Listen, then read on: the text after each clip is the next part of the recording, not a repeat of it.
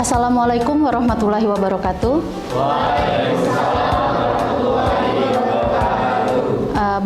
Bagaimana kabarnya adik-adik? Alhamdulillah sehat. Jadi sebelum kita memulai pelajaran kita pada hari ini, mata kuliah mikrobiologi, marilah kita berdoa menurut agama dan kepercayaan masing-masing. Berdoa dimulai. Berdoa selesai. Semua sehat, alhamdulillah. Ada yang tidak hadir? Hadir semua, alhamdulillah. Jadi sebelum kita memulai mata kuliah kita, materi inti kita pada hari ini, seperti yang adik-adik lihat di slide yang ada di depan, ini ada tentang yogurt. Tahu yogurt? Tahu. Pernah makan yogurt? Di mana makan yogurt? Rasanya? Asam. Selanjutnya, tahu ini apa? Apa? Sudah pernah makan tempe? Rasanya enak? Enak. Selanjutnya, tahu? Apa ini? Terbuat dari singkong. Rasanya? Asam. Baiklah, jadi ini adalah materi-materi yang sudah kita pelajari pada minggu lalu ya. Jadi materi minggu lalu kita tentang peranan mikroorganisme dalam kehidupan sehari-hari. Jadi tape ini sangat bermanfaat untuk kehidupan kita ya, karena tape mengandung banyak prebiotik. Mengkonsumsi produk-produk yang mengandung prebiotik merupakan cara kita untuk memberikan keadilan kepada tubuh kita sendiri, karena hal tersebut merupakan salah satu upaya untuk menjaga keseimbangan dalam hidup. Nah, minggu lalu kita sudah membahas tentang peranan-peranan mikroorganisme dalam kehidupan kita sehari-hari. Ya, salah satunya adalah dalam pembuatan produk-produk fermentasi yang mengandung prebiotik. Nah, jadi pada minggu ini kita akan mempelajari tentang peranan mikroorganisme lain dalam kehidupan. Ada yang bisa menyebutkan kira-kira apa saja peranan mikroorganisme dalam kehidupan? Mikroorganisme dapat dimanfaatkan untuk proses fermentasi, bidang kesehatan, farmasi, kesehatan dalam mendiagnosis penyakit, bioteknologi dalam menghasilkan produk-produk unggul, farmasi dalam menghasilkan obat-obatan, serta berbagai industri-industri lainnya. Oke, benar sekali. Jadi pemanfaatan mikroorganisme itu tidak hanya sebatas pada fermentasi aja, tapi bisa kita lakukan pada berbagai macam industri seperti industri kesehatan, industri makanan, industri obat-obatan, farmasi, kecantikan. Semua bidang-bidang industri itu hampir memanfaatkan peranan mikroorganisme. Nah, selanjutnya kira-kira peranan apa sih dari mikroorganisme ini yang dapat dimanfaatkan di bidang industri? Ada yang bisa menjawab? Oh iya, Lisa silakan. Jadi menghasilkan produk-produk yang berasal dari proses metabolisme mikrob seperti protein, enzim, alkohol, asam sitrat, dan asam laktat. Terima kasih. Oke, tepat sekali ya Lisa. Jadi dari mikroorganisme ini dimanfaatkan dalam bidang industri, itu salah satu yang bisa dimanfaatkan adalah senyawa metabolisme dalam bentuk enzim.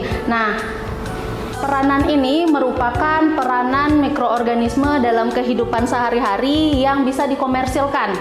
Jadi anak-anak, hari ini materi yang akan kita bahas itu tentang industri dan mikroorganisme penghasil enzim. Di pertemuan sebelumnya, saya telah memberikan bahan ajar untuk pertemuan ke-15 berupa satu buah video tentang enzim dan video bahan ajar tentang peran mikroorganisme dalam industri sebagai penghasil enzim yang akan kita bahas hari ini secara lebih mendalam. Jadi tujuan pembelajaran kita pada hari ini, yang pertama itu mahasiswa mampu mengidentifikasi enzim yang diproduksi oleh mikrob.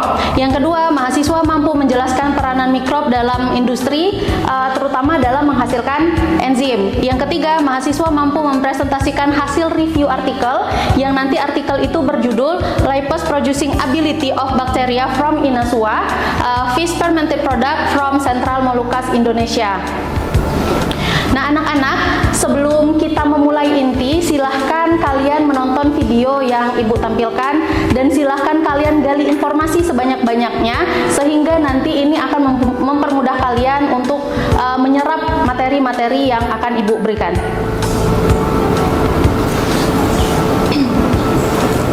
The enzyme lactase Another really cool thing about enzymes is that they often end in ASE, like lactase. Many sugars, on the other hand, end in O, the enzyme lactase. Another really cool thing about enzymes is that they often end in ASE, like lactase. Another really cool thing about enzymes is that they often end in ASE, like lactase. Many sugars, on the other hand, end in OSE. Oke, gimana, menarik kan videonya? Dari video itu kalian sudah mendapatkan informasi apa sih itu enzim, bagaimana cara kerja enzim, apa saja yang mempengaruhi kerja enzim, yang sebenarnya materi-materi itu kan sudah kalian dapatkan pada mata kuliah biokimia di semester yang lalu. Tapi Ibu akan merefresh lagi untuk menggali lagi informasi-informasi kemarin yang sudah kalian dapatkan. Nah, pertanyaan dari Ibu, kira-kira enzim itu apa? Ada yang bisa jawab? Silahkan Hanun. Izin menjawab Ibu. Enzim adalah senyawa yang berfungsi sebagai biokatalisator yang mempercepat laju reaksi tetapi tidak bereaksi. Terima kasih. Terima kasih Hanun. Jadi pertanyaan dari saya, enzim itu apa? Dan dijelaskan sama Hanun dengan sangat tepat ya. Jadi enzim itu merupakan molekul protein yang dihasilkan oleh sel hidup. Artinya enzim ini dihasilkan oleh segala sesuatu yang berasal dari sel hidup. Selain itu, enzim ini berfungsi sebagai biokatalisator atau katalis. Artinya katalis ini adalah mempercepat reaksi suatu senyawa yang nantinya tidak akan ikut bereaksi, tapi dia ikut mempercepat reaksi tersebut. Nah, selain itu, kerja enzim ini sangat spesifik. Jadi enzim tertentu hanya akan memecah senyawa-senyawa tertentu saja. Tidak bisa senyawa atau senyawa lipid itu dipecah oleh enzim amilase, tidak bisa. Selanjutnya, protein-protein dari enzim ini tersusun atas rangkaian asam amino dalam komposisi dan sekuens yang teratur dan tepat.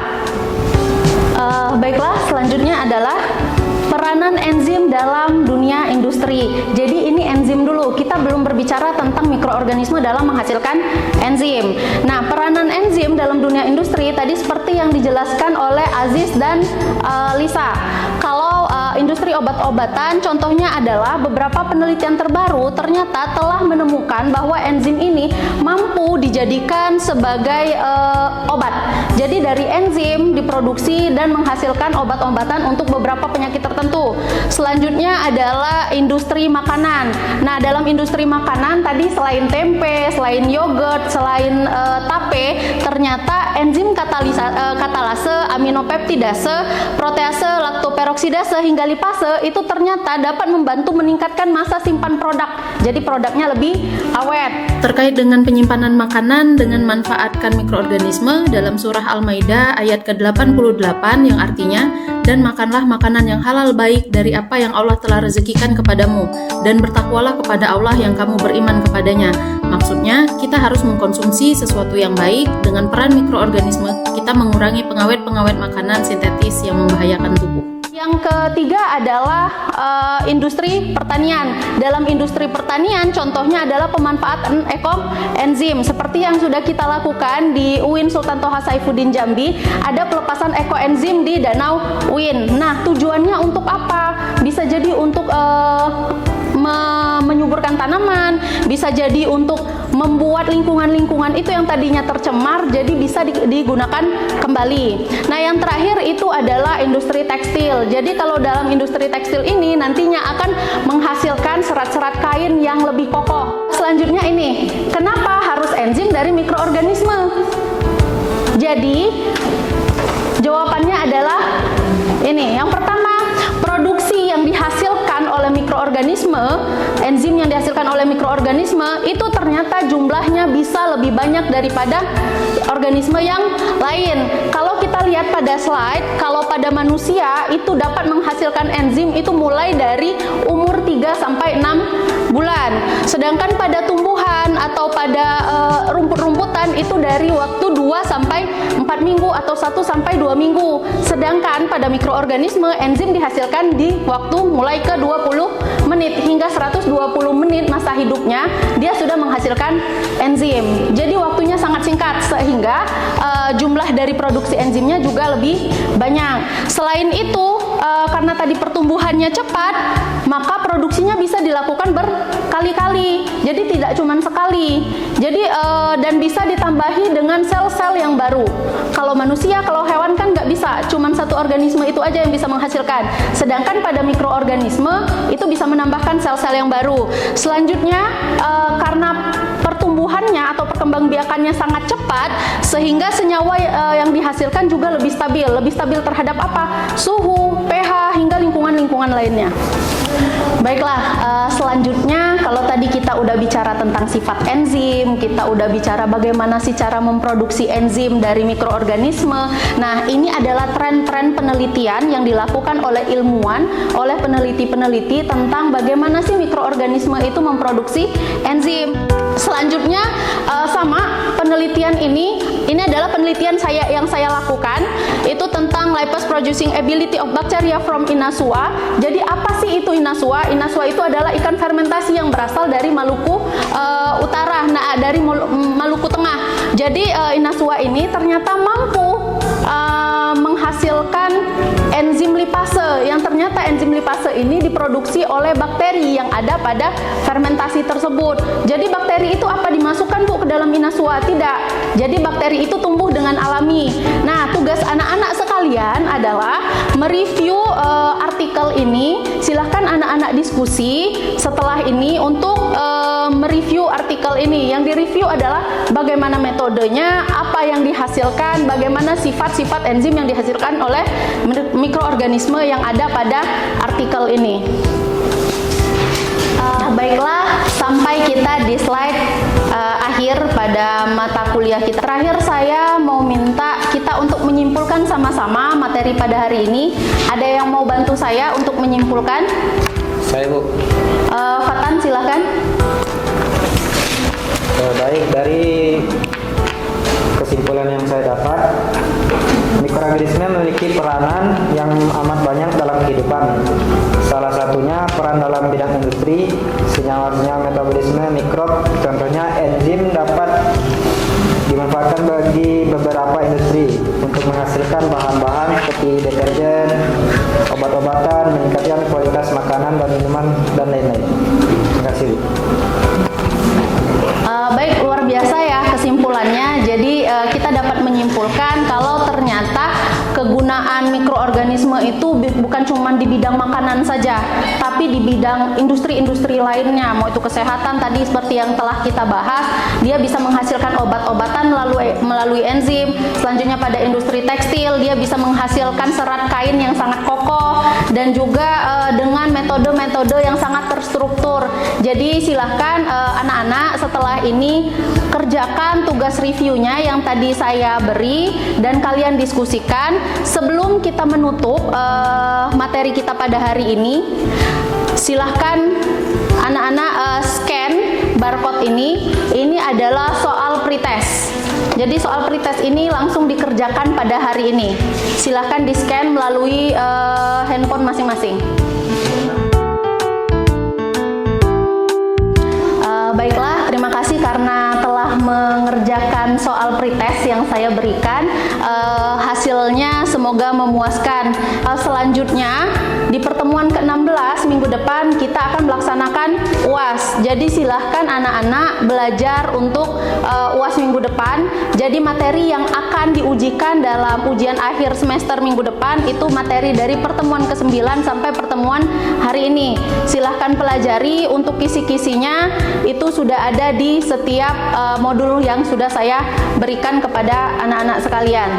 Terima kasih. Sebelum kita menutup perkuliahan kita pada hari ini, saya ucapkan alhamdulillahirabbil alamin. Saya tutup. Wassalamualaikum warahmatullahi wabarakatuh. Waalaikumsalam warahmatullahi wabarakatuh.